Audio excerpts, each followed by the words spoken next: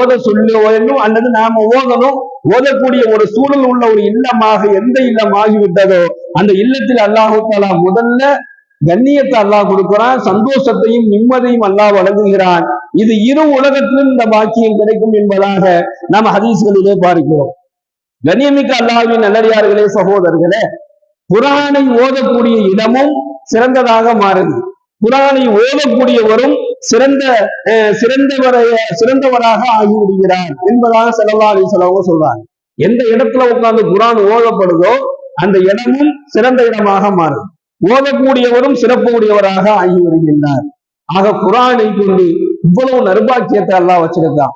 யார் அதிகமாக குர்ஆன் ஓதுறாங்களோ, ரப்பனா ஆமன்னா ஃபக்துபுனா மா ஷாஹிதீன், அந்த துஆவுல அல்லாஹ் சொல்வதை போன்று இந்த இரு உலகத்திலும் அல்லாஹ் தஆலா அவரை உண்மையாளர்களோடும் நல்லவர்களோடும் அல்லாஹ் ஆக்கி வைத்து விடுவான்.